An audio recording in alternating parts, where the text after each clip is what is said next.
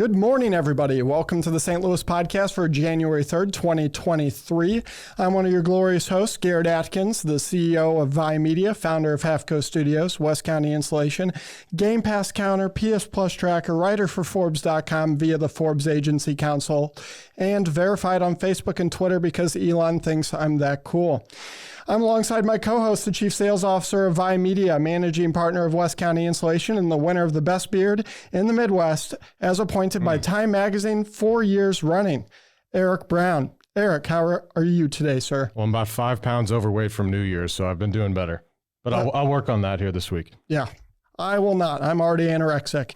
That said, today we have Sami Maurer on the St. Louis podcast, and we're going to get into the weeds with them. But before we do, this is the St. Louis podcast, where each and every Thursday at 7 a.m. Central Standard Time, we drop an episode of the St. Louis podcast on platforms such as Spotify, Apple Podcasts, YouTube, major social media platforms, and more, where we interview a new or recurring badass, figure out their story, talk about the state of the world in a satirical and sometimes serious manner, and talk about things you can do to be an even bigger badass in the world of business.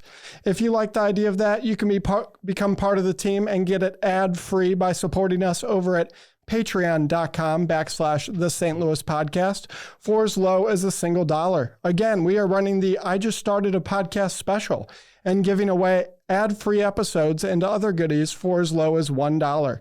Cheaper than the coffee or energy drink I drink every day, moving me closer to an early grave. If you don't want to give us $1 because you hate us, no problem. You can watch the show live or later on youtube.com/the St. Louis podcast, just like Katie Baker or Matt Parker is right now. Ladies and gentlemen, if you're watching live or later and we say something wrong, say something you hate, or say something you want to hear more about, you can visit us at stlouispodcast.com and leave us a message telling us all about it. We might even read it. This episode is brought to you by Half Coast Studios, the #1 recording and podcasting studio in the world, with a location here in St. Louis, Missouri. If you want to start a podcast, this is the place to do it. Go visit halfcoaststudios.com. Now let's jump into it. Today we have Sami Maurer here with us at Half Coast Studios in St. Louis, Missouri. Sami, how are you today? I'm great. Thank you so much for having me. Of course. So you're a St. Louis native, is that correct? Yes. Born and raised in St. Louis, pretty much lived here my whole life besides going away for college for a few years. Okay. And where'd you go to college? I went to Spring Hill College. It's down in Mobile, Alabama. So small little liberal arts school down south. How'd you get going down there? So I knew I kind of wanted to go far away for college, Sure. Just like get out of St. Louis, experience something new and different. I played volleyball there, so that was kind of a big part in choosing my university. I wanted to play somewhere small enough that I could have a life outside of the sport too, and only 45 minutes from Gulf Shores. So lots of beach visits close to the beach. during those 4 years. Sure. So I'm going to run through a quick bio here real quick, just to give our listeners here a little bit of background on you. So first started Series 6 company while studying graphic design and business at Spring Hill College in Alabama. There we go. You noticed a lot of Southern-inspired T-shirts being worn around campus, and you wanted something similar to bring back to St. Louis. So you went on your first passion project of designing your first T-shirt. And then, of course, that kind of grew into, the business side of things for you as well. And then, graduating from college and eventually taking that on full time. Also, some background, you went a few years running your business out of your parents' house. A lot of us did that, especially when you're starting a business when you're young, early 20s when, you have no money. And then, now you've moved into a storefront in Richmond Heights. You have an actual storefront location, which is awesome. You have a team of around 10 people now, been in business for over 5 years. And, your company itself, the clothing is known for its vintage and retro designs. So I kind of wanted to, first start you off by asking, kind of where were you at back then with the whole having the idea of, wanting to create the one shirt? Where did that kind of lead you into then seeing, not only is this just one shirt, I can actually turn this into something that is going to be, kind of a movement for people here, in St. Louis that aren't used to that type of clothing? Yeah, so when I was down in college, like you mentioned, I saw tons of different Southern t-shirt brands being worn around campus, around the South in general. You have Southern Tide, Vineyard Vines, all these different t-shirts. And I really started to think, we don't have a ton of that in the Midwest. We don't have a ton of that in St. Louis. Is this kind of a concept I could bring back to STL? So that's kind of when the ball started to roll with that. I also, in college, sororities, all kinds of stuff. There's so many students who are designing and making t-shirts. And I would see some of these and be like, oh, like I can do that. Or like I can do a cool t-shirt design. So I kind of started to see those as well. And then I was home from summer between my sophomore and junior year, and I just designed one t-shirt. This is back when chevron, that like zigzaggy pattern, was super popular. Sure. So The light blue? I actually did it in red, but yeah, it was all kinds of different colors. But I threw that into my design, and then I just got one shirt made for myself, and in the back of my head was this concept that I could potentially end up creating more of these, sell them to people. And I was so excited to get that first shirt, and I put it on immediately when I got it. I just found like a custom ink type of website to print one shirt off of. And the first place I went when I was running errands, a woman stopped me and asked me where I got it. And my immediate reaction was to tell her that I made them and to get her contact info. And at that time, I just had the one shirt. But I went home, I posted on social media. I started to get some orders rolling in, and that's kind of how it first really began. And then just baby steps from there. I went back to college, so my focus wasn't on the business as much, but I put that design on Etsy, which is kind of where I first started having a website, a platform to sell, and then just baby steps from there. Sure. Well, Eric and I are fellow business owners, such as yourself, that started business here in St. Louis. Eric, like you, actually helped start Buy Media with me from his parents' house as well, and then moved out as we became a little bit more successful. That said, for the audience, a big point of the podcast is to try to provide value to the audience in a way to where people who are either on the same path we are in some way, shape, or form, whether it be the same exact business model or something different, or looking to do the same, is to provide value to them. That said, kind of take us from back when you were at your parents' house when you started, correct? Right. Kind of take us through the thought process of what gave you the inspiration and courage to start a business rather than take your degree and have a career for the rest of your life at a Fortune 500 company or something of that nature. What inspired you to do that, and what gave you the courage to do that? Right. So I always have been super passionate about design. So I went into college studying graphic design, was going to minor in business, took a bunch of those classes, and ended up just like loving business. So that's when I really started to think about, business and how I could eventually have a career as a business owner, but that being design focused. And I remember after my freshman year, I came back home and my grandpa was an entrepreneur, and I was telling him about my business classes, and he was the first one to say, you need to own your own business. Like you have it in you. Not everybody has it. You can do this. You need to major in business. Like he really kind of planted those seeds as this is something that I should do, and that I could do. And, he also kind of talked me through, when you own your own business, there's no glass ceiling on how high you can go. There's no one kind of limiting your growth and what you can do. As big as you want it to be. Exactly. So, I love that concept. And my dad has really owned his own business always too. And I've kind of seen just the flexibility of his schedule. And,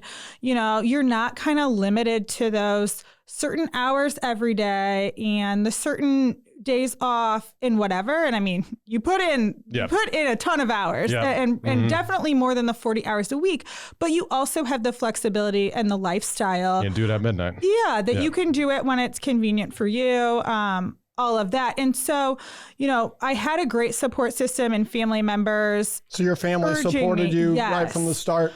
For sure. I mean, looking back, sometimes I'm like, Mom, how did you let me, go to college for 4 years? And then I got a job out of college in marketing. I was working a traditional 9-to-5 and I quit that after a year to, sell these t-shirts. And she was like, we believed in you and we wanted you to follow your dreams. And at that point in time, I was living at home. I didn't have a ton of expenses. So the worst that was going to happen, was, maybe I'd fail and then I'd just go get a job like I had before.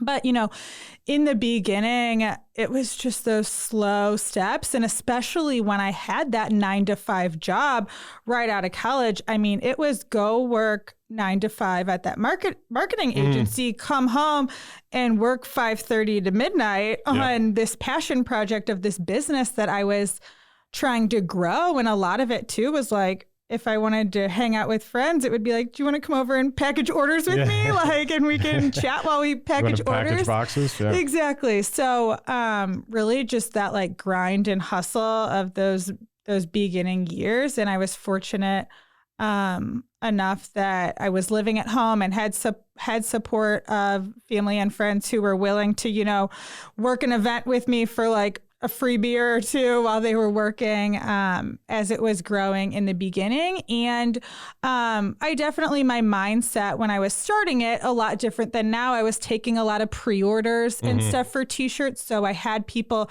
paying in advance rather than me having to have the overhead of all these t-shirts. When I was 20 years old, I wasn't going to be able to do that. So kind of strategically doing that. And then in the beginning too, just doing a ton of local events in the St. Louis area that were pretty cheap to be part of different fairs, festivals, gave me good exposure.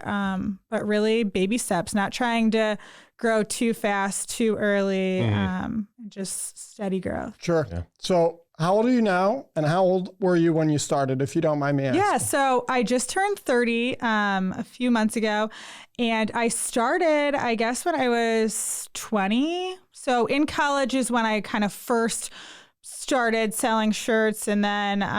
so it's been a decade. Yeah, it's been 10 years, which is crazy. That's huge. Yeah, but Series 6 has been around for a little over 5 years. So after college, I kind of had your normal 9-to-5 and was kind of building the concept of the business before it really became what it is. Sure. Well, lots of entrepreneurs start a business. Most fail before. I mean, the statistics say most will fail within the first 2 to 5 years. So congrats on getting past that point.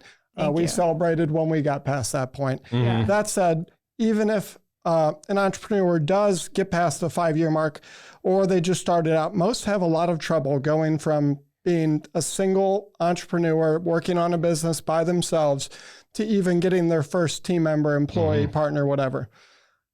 What were the steps that you believe made it possible and were important for you to take the business from just you running the business to getting your first team member, and now is it 10 plus? Yes. So let's start with that first one. What steps do you think were important, and why did you make the decision to expand beyond yourself? Yeah, so I just got to the point where I was spending so much time filling orders, and I just kind of thought, okay, I need to be spending more time on designing new stuff, building out a website, all these other things, whereas other people could fill these orders and it would give me, time to do that. And so originally I was just kind of gradually going through that process. I would pay my friends, $10 an hour, whatever, at the beginning to come fill orders when I was near the holidays or around busy season. Yes, okay. I started with friends. And then it got to be little sisters of friends who were in high school, whatever, and just hey, come help me for a couple hours at a time, only when I kind of needed the help around some busier times. And then it kind of started to go from there. Once I kind of had that extra help, I was like, oh, this is really nice and I can afford this and it gives me more time. So then I had my first intern one summer.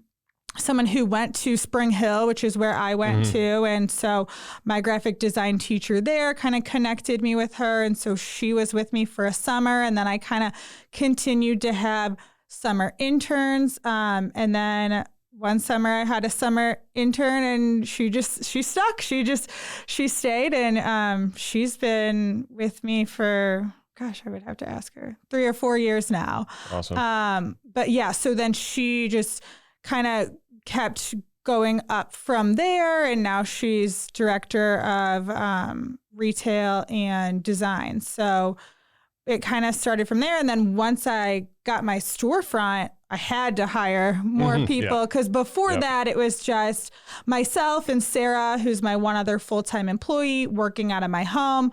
Once I got the store, that's when the team turned into more like 10, 12 employees and a lot of part-time workers and mostly high school and college students who work, 2 to 3 days a week. Sure. Yeah. Any difficulties working with friends?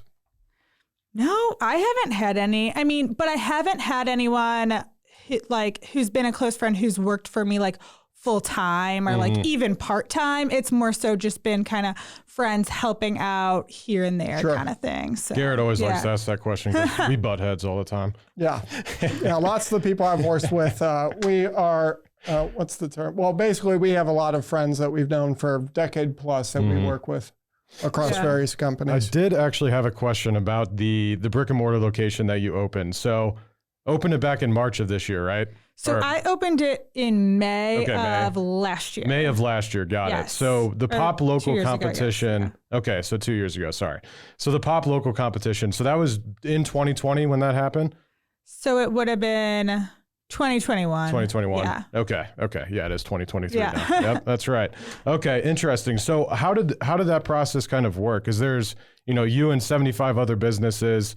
I've never actually heard of the Pop Local competition, so I was curious, what exactly is that? How'd you hear about it? And how'd that process work? And obviously now that you have the retail, location, how has that helped you kind of grow your business beyond where you were beforehand? Yeah, so Shop Pop Local is a competition that this marketing agency and the landlord of the building that I'm in put on. And they've done it in other cities before. I think this is the first time they've done it in St. Louis, but basically they had a retail storefront that they were having trouble leasing.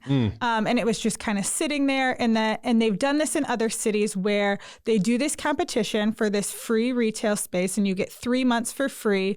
And their hope is that whoever ends up in that storefront space will end up staying long-term and becoming a tenant and signing a lease, which is what happened with me. But I saw this competition, and at first I was kind of unsure about it. I had previously, I was going to open a storefront previously, about to sign a lease, and then COVID hit. And COVID was starting to hit right before I signed that lease, and I kind of saw what was going on, was like, I'm not going to do that. Probably a good thing you didn't sign that. Yeah. I decided not to do that.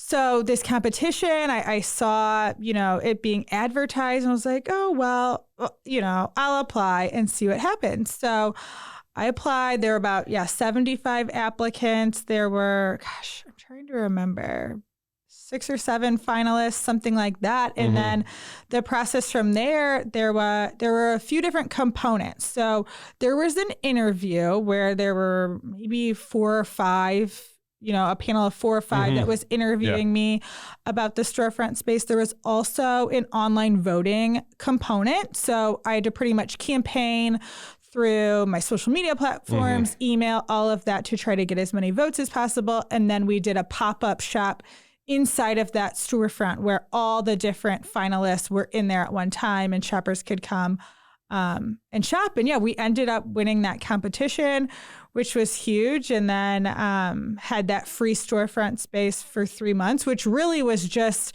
kind of a risk-free way to test out if having a storefront was going to be successful, if it was going to be worth it to do that. Because in this day and age, so many people shop online. That was leading into my next question, which is from a standpoint of retail.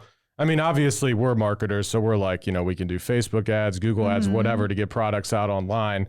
But you're doing a little bit different thing as far as it being local based. Right. So I think that's where you kind of differentiate between just another, mom and pop shop or just another retailer for that matter versus kind of your offering similar to, what's the other big clothing brand in St. Louis that just focuses on clothing in St. Louis? Arch Apparel. Yeah. So just like them, I think, they obviously have, I think, multiple storefronts now. So, you focusing locally was definitely interesting in that. Anyways.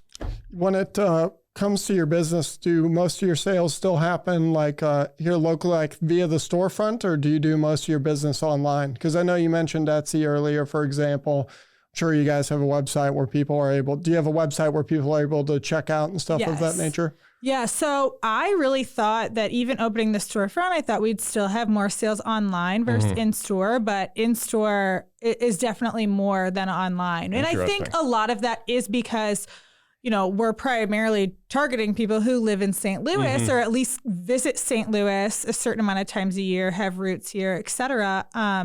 So we've really seen, storefront sales be very successful. And a lot of times too, people can purchase online and then select in-store pickup, which that's also super popular. And then we still do a ton of events. So when I was first starting the business, I would do over 100 events a year. Oh, so pretty much every 3 or 4 days. So as one of your main marketing strategies was events? Yes. Okay. And I mean, in the beginning, it's the only way I could interact with customers, because when you're online, you don't really get that small business feel where you get to know the business owner and get to ask questions about the product, all of that. So it really helped with my exposure, and it's little overhead to do an event. So those were just, one day of sales could be really successful, and you don't have to pay a ton to set up your 10 by 10 tent. That was going to be my next question is, obviously one of the businesses we own is Vibe Media. It's a marketing agency here in St. Louis. That said, for the listeners, what are your main marketing avenues being a retailer focusing on clothing?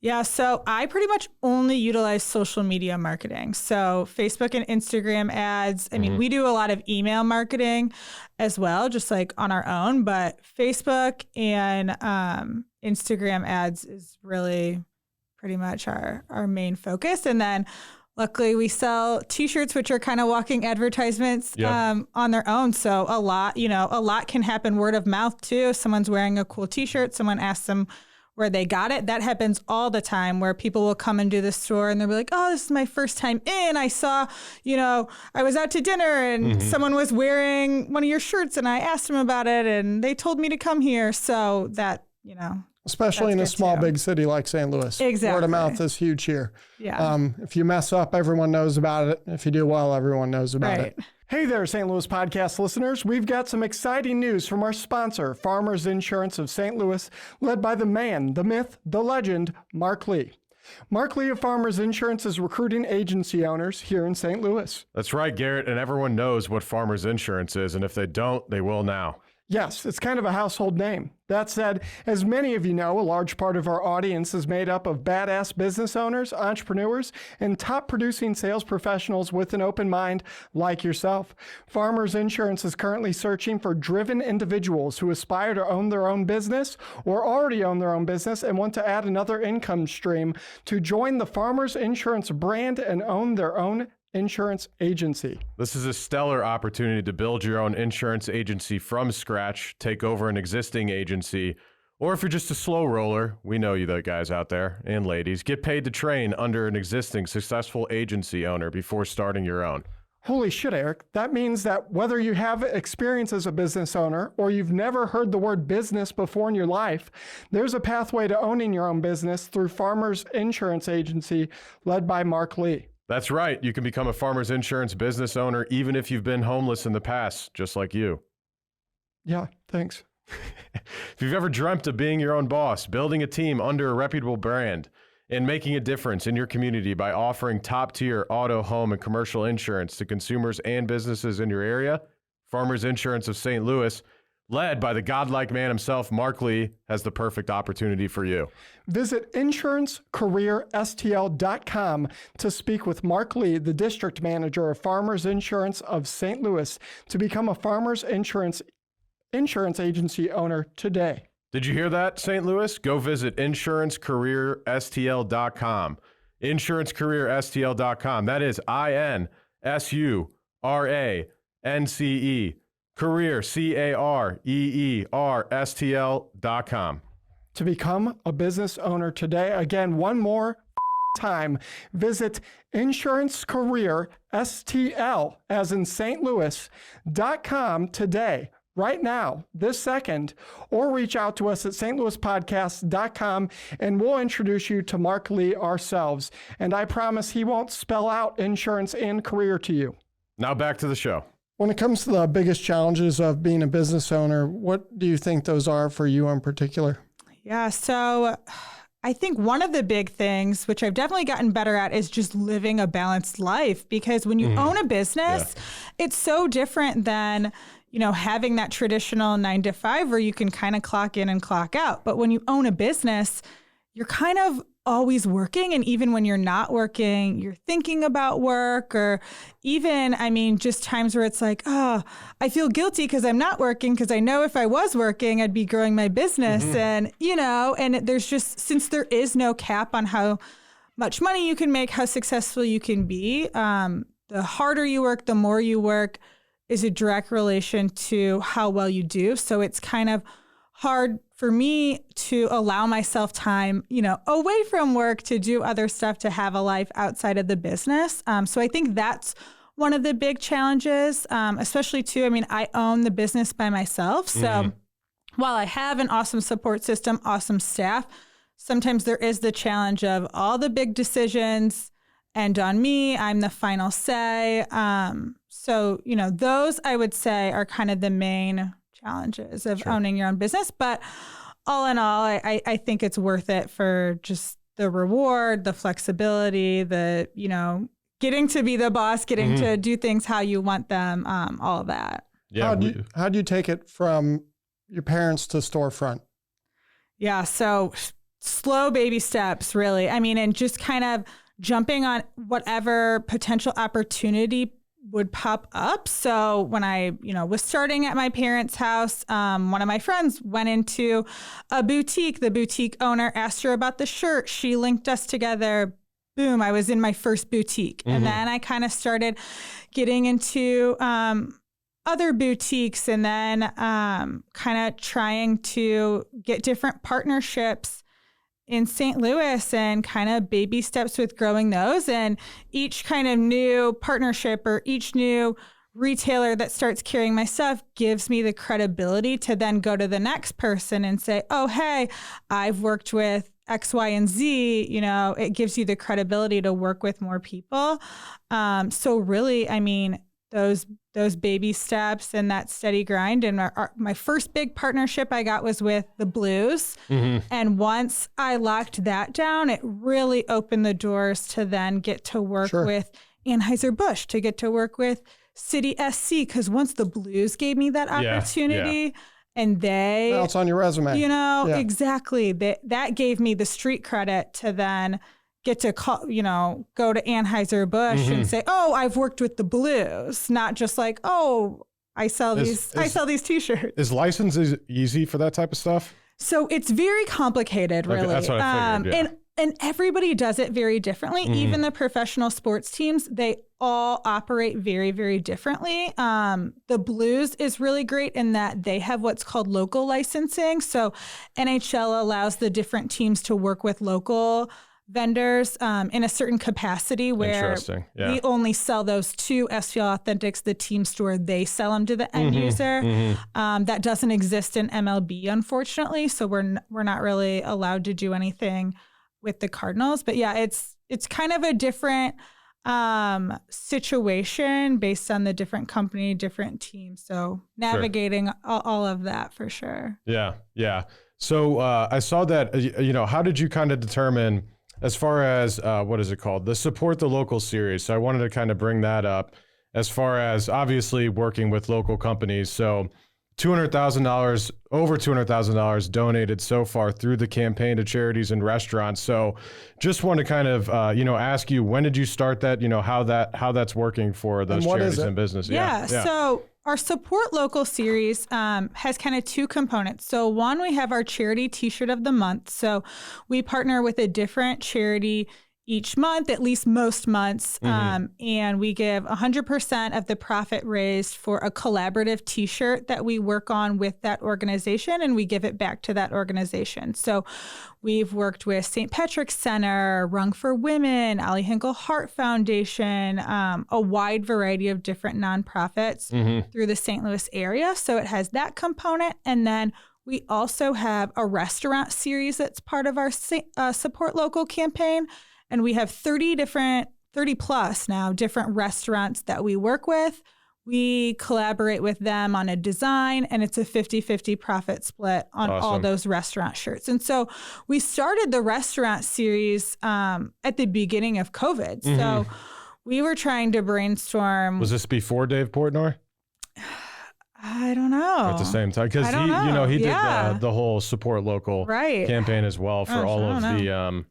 He raised I think it was like $40 million, $30 million or something. Believe it. Yeah, it's crazy. Awesome. But yeah, we were trying to brainstorm ways to stay relevant, to get to continue to design. There weren't events going on that we could participate in. Sports wasn't happening. We were brainstorming with Left Hand Promotions, which is the print shop who does the screen printing for all of our products. Okay. So we were brainstorming with them, and they kind of pitched this idea to us that, hey, we could do these restaurant shirts. We know restaurants are struggling. And so we just kind of ran with it. And we started with a few restaurants that we either kind of knew some of the owners, employees had some sort of connection with, knew it would be a quick and easy yes. And then, did those. And then more restaurants would reach out to us wanting to be part of it. We would reach out to some of our favorite restaurants. And then it's just kind of grown and grown since then. So that's been an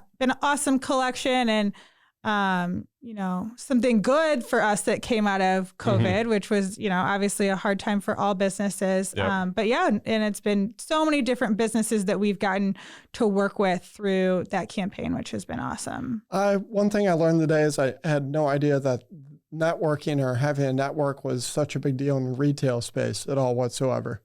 I had never considered that. I thought it was all just marketing, getting foot traffic to the store, ads to direct people to the website. So that's actually very interesting. Now, you went to college. What did you get a degree in? So I double majored in marketing, so business, and then graphic design. Okay. How do you feel that has helped you, if you think it has helped you with your current job? Obviously, the graphic design probably helped because you design clothing, but other than that, how do you think it is attributed to where you're at today? Yeah, so I really think, a lot of the business classes, all the marketing stuff, since I did kind of start the idea for this business early on in college, I would go into so many of those lessons and kind of have my business idea in the back of my head and be thinking through how those lessons could potentially apply to this business that I was going to create. And so I think the business degree was super helpful for me. It's also just a very versatile degree. You can end up doing a decent amount with it. So that was really helpful for me. Graphic design degree, of course, I needed to know how to do a lot of designing in order to create t-shirts and to design the graphics behind those. Typically, I will recommend to people who are interested in graphic design, interested in business. For me, the business degree was of more value. I thought that kind of helped me more so than the graphic design degree. Graphic design, I really recommend to a lot of people, take a couple graphic design classes, minor in graphic design. Unless you want to do something very specific, like be designing animation or something where you're really, it's all design. You need all that nitty gritty. I more so recommend it as a minor, as taking a few courses, because the amount that you can YouTube and find videos on how to do graphic design. I still regularly, if I don't know how to do something in Adobe Illustrator, which is where I primarily design, I just I just look it up. Yeah, our team uses Adobe. And I mean, honestly, when it comes to a lot of things in marketing, especially graphic design, there are so many free resources out there. There's no excuse to not learn it if you want to. Right. You know, one thing that I've noticed by just talking to a handful of business owners over the years is many did not start as young as you did. One advantage I see that you had because of how young you started, you said yourself that you were already thinking about starting the business while in college. That way, you could actually apply that as you were starting the business. Whereas for me, when I went to college, which I didn't end up completing, I was going to college, had no idea what I wanted to do with for the rest of my life. Therefore, I did not have very keen interest in any particular class. And I feel like that's a good thing to note for the audience. If you are starting a business young, that's actually a huge advantage to be able to have a business you're starting, or at least know what you want to start when the time comes, and be able to shape what classes you're attending to around what journey you're about to take. Because undoubtedly that definitely, like you said, influenced which classes or how well you paid attention to certain things. And you put a lot of emphasis on the business side. You think being more helpful, which from what I hear is, I concur with that. I was just having this discussion with my cousin over holiday break. He was in town. He's junior in high school, I believe. And all he does is sell used golf balls. Wow. That's all he does. And he makes a good amount of money doing it. And we were talking about, he lives in Hawaii right now, about what school he's going to go to and what he wants to do.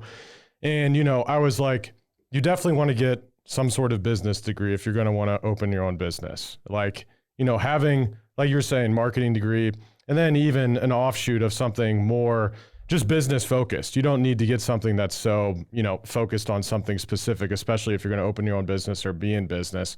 Business degree makes a lot of sense. I myself have a health science degree just because the simple fact is junior year, I was going to Mizzou.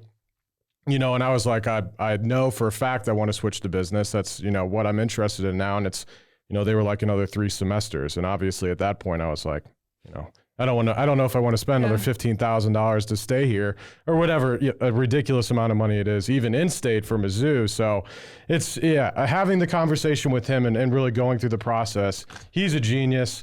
He literally created his own business card in Canva. And I was talking to him about it. So it was a fun conversation with him. I did actually have a quick question going back to your family and how they've helped you. So you said your dad and your grandfather were entrepreneurs. What kind of business were they and what did they do? Yeah. So really in like the real estate arena. Mm-hmm. So they've pretty much kind of owned different buildings, rented them out, had tenants, investing in real estate, flipping buildings from time to time, all of that. So yeah, that's what my grandpa did and what my dad continues to do. Awesome. So another thing, kind of totally different subject, but something we're dealing with right now in the marketing industry, and lots of industries is AI. We're having ChatGPT. I don't know if you've heard of it. Mm-hmm. It is a huge disruptive AI software. You can basically type in any question or ask it to do something for you. And it'll basically do copywriting for you, for example. And that is undoubtedly going to shape a lot of the marketing industry. Yeah, it'll code. It'll do a bunch of crazy. Wow. Yeah. It does some crazy stuff. Is there any disruptive technology in regards to AI in the graphic design space that you're aware of? Not that I've experienced. Okay. So the reason actually I wrote that down is, have you seen the new AI art that's being made? So there's programs that are making AI designs, but the problem with the AI designs are those designs are being formed essentially from a collection of other people's designs. Does that make sense? So then there's now books and stuff being written. There's like short films, video games, et cetera, that are essentially using AI art designs. That's obviously designed by an AI program, but those designs are essentially being pulled from an outside source. So it's almost like, I'm going to take a design, I'm going to take 50 designs, throw it into this program. It's going to shoot me out something that's, similar to all 50 of those, but it's not a replica, right? Yeah. So for something like, say, you were doing in your designs, I don't know if that's, something AI is going to be an issue for you guys or not, or just something to take a look at. There's been a lot of chat around just AI art and designs. And It's disrupting the headshot photography business right now because instead of getting headshots, lots of people, I mean, you've seen the profile pictures. Yeah. And it looks really, really good. All people do is feed an AI program a picture of your face. It could just be a selfie. And then the AI will literally create a professional headshot that looks not perfect, but pretty damn good. Looks pretty good. And it looks artistic as well. Did you see those like a month ago all going around Facebook? Oh, now that you say that, I know exactly what you're talking about. Yep. So that's wild. They're all on Instagram. Everyone's using them as their profile picture on Instagram. Yeah. So some tidbits of advice for the audience. Now, we went over your greatest challenges, but what are your like biggest, let's say 2 to 3 pieces of advice for both someone who hasn't started a business that may be considering to do so, and then also someone that already owns a business but is trying to take it to the next level?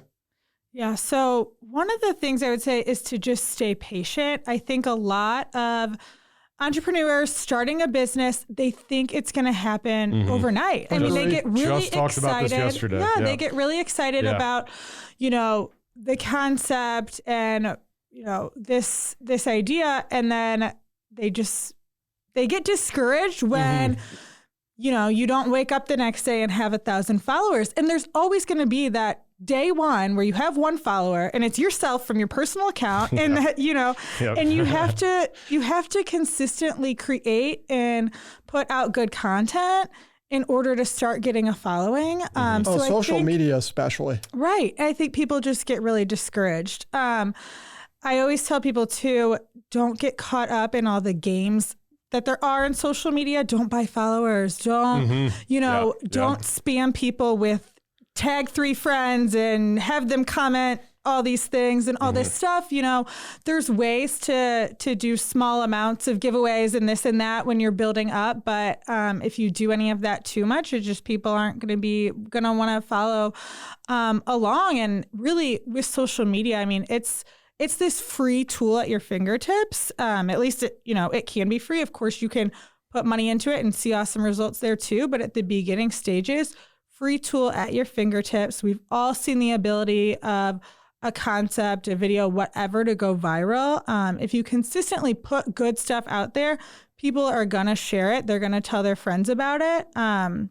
So really utilizing that tool to your advantage and just being authentic. I know that's one thing I always try to do is the business is an extension of me, and everything doesn't always have to be pretty and professional photos and all this stuff. It can kind of... You just need to do it. Yeah, it can be, real and organic, and people are going to want to support small businesses, and they're going to relate more when you're being more real to them than trying to act like you're Target or Walmart or something that looks a little more perfect in images and all of that stuff. So I mean, those are kind of the main things, but yeah, the patience thing. I mean, and a lot of people too, at the beginning, they'll get so caught up in what the logo looks like, what the website looks like, all this stuff. Sometimes there comes to a point where it's like, you just got to do it. It's not going to be perfect at first. Sometimes good enough when you're starting is going to get the ball rolling. I agree. There's a reason MVP is a thing, right? Yeah.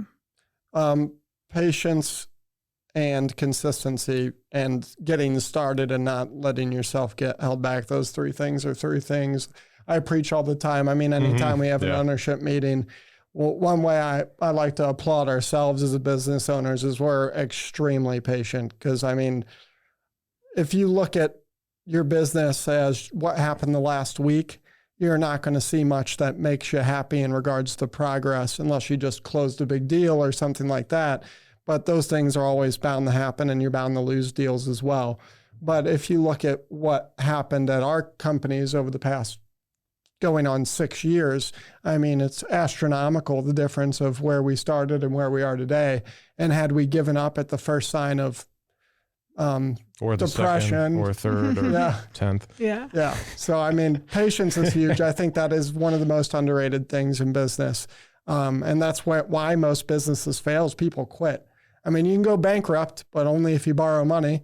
You can lose income, but then you could still choose not to quit even if you lost team members. It's really just the patience to not quit and keep going. And I think that's huge. All right. So Sami, before we wrap up today's episode, what social media profiles, business of yours, etc., would you like to plug for the audience to go out and follow and learn more about you? Yes, so you can visit our website, which is series6company.com, our storefront, which is in the Boulevard Shopping Plaza in Richmond Heights, and then Series 6 Company on Instagram and Series 6 Company on Facebook. Perfect. Sami, Eric, that's all the time we have for today. However, the St. Louis podcast will be back again next week, 7 a.m. Central Standard Time, with a new episode, new guest, and unfortunately, more of your host, Eric Brown, and myself, Garrett Atkins. It's been a pleasure speaking to you today, Sami, and a pleasure hosting this podcast for the people of St. Louis. Until next time, stay classy, San Diego. Hey there, St. Louis podcast listeners. We've got some exciting news from our sponsor, Farmers Insurance of St. Louis, led by the man, the myth, the legend, Mark Lee. Mark Lee of Farmers Insurance is recruiting agency owners here in St. Louis. That's right, Garrett, and everyone knows what Farmers Insurance is, and if they don't, they will now. Yes, it's kind of a household name. That said, as many of you know, a large part of our audience is made up of badass business owners, entrepreneurs, and top producing sales professionals with an open mind like yourself. Farmers Insurance is currently searching for driven individuals who aspire to own their own business or already own their own business and want to add another income stream to join the Farmers Insurance brand and own their own insurance agency. This is a stellar opportunity to build your own insurance agency from scratch, take over an existing agency, or if you're just a slow roller, we know you guys out there and ladies, get paid to train under an existing successful agency owner before starting your own. Holy shit, Eric. That means that whether you have experience as a business owner or you've never heard the word business before in your life, there's a pathway to owning your own business through Farmers Insurance Agency led by Mark Lee. That's right. You can become a Farmers Insurance business owner even if you've been homeless in the past, just like you. Yeah, thanks. If you've ever dreamt of being your own boss, building a team under a reputable brand, and making a difference in your community by offering top-tier auto, home, and commercial insurance to consumers and businesses in your area, Farmers Insurance of St. Louis, led by the godlike man himself, Mark Lee, has the perfect opportunity for you. Visit insurancecareerstl.com to speak with Mark Lee, the district manager of Farmers Insurance of St. Louis, to become a Farmers Insurance agency owner today. Did you hear that, St. Louis? Go visit insurancecareerstl.com. Insurancecareerstl.com. That is INSURANCE. Career, CAREERSTL.com. To become a business owner today, again, one more time, visit insurancecareerstl, as in St. Louis.com today, right now, this second, or reach out to us at stlouispodcast.com and we'll introduce you to Mark Lee ourselves. And I promise he won't spell out insurance and career to you.